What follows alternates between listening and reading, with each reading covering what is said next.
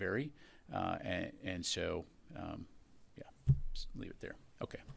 Go to Tony and then go to the phone. On the website, I just want to be clear, civilians can access it, but they can't post their UFO, UAP photos or video on the site. Is that right? That's correct.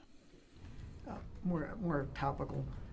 The Pentagon is preparing for a CR, like the rest of Washington.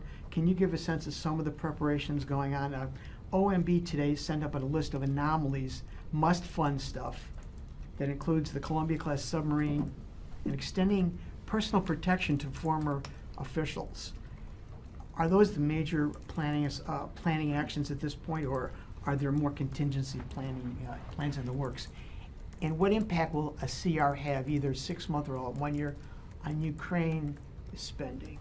Yeah. So at this point, Tony, I don't want to get into hypotheticals per se when it comes to potential actions by Congress. We are, of course, hopeful that Congress can reach a funding agreement before the end of the year. As you've heard us say many times before, we do need predictable, adequate, sustained, and timely funding. And so the best way that Congress can support the department is to pass a full year appropriation on time. Again, as it relates to Ukraine, right now we feel confident that we'll be able to continue to support Ukraine with the capabilities that it needs. But in the event we do hit a CR, we'll of course have more to say then. On the website, I just want to be clear, this is not something the public can voluntarily post what they think are UAP episodes. This is DoD, it's like a repository of what you've already disclosed. There are all right, a couple of phases here. So what you have today is information from Aero that has been declassified as it relates to looking into UAP reportings.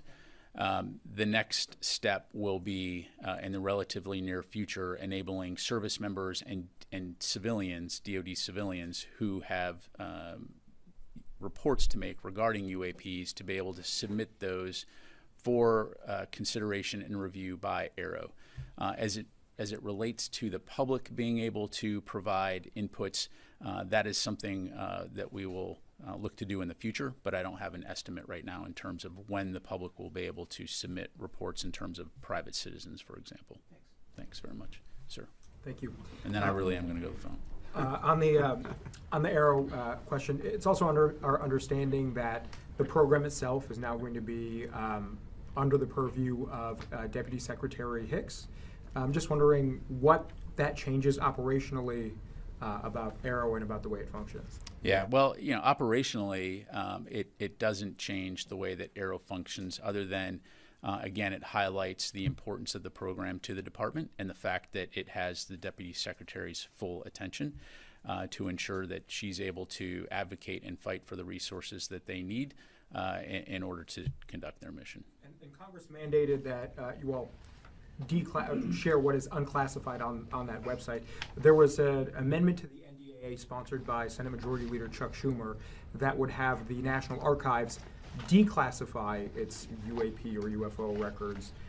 Is Aero going to be doing that as well, looking to declassify some of the information that it has? Yeah, let me take that question because I don't know the answer to that. We'll come back. I have one more if you may Third one. indulge me. All right. The whistleblower who came forward, former Air Force Intel officer David Grush, the claims that he made in Congress in that congressional hearing were based on interviews he said he had done with 40 people as he was reporting to Aero as well.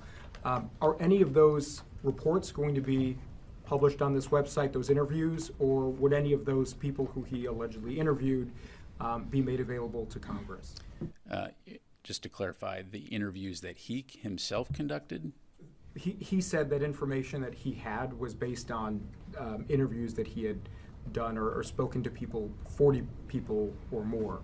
I'm just wondering if any of those... Yeah, so again, as I understand it, Aero is very willing to take any inputs or information and to investigate into claims of UAP. And so if that information is made available to the department, certainly we'll take a look at it. In this particular individual's case, I do not know whether he has provided it to Aero to review or not. But again, broadly speaking, this office for obvious reasons, is going to take this mission seriously. They are taking it seriously, and so would be willing to look at anything that's provided. So thank you very much. All right, let me go to the phone, then I'll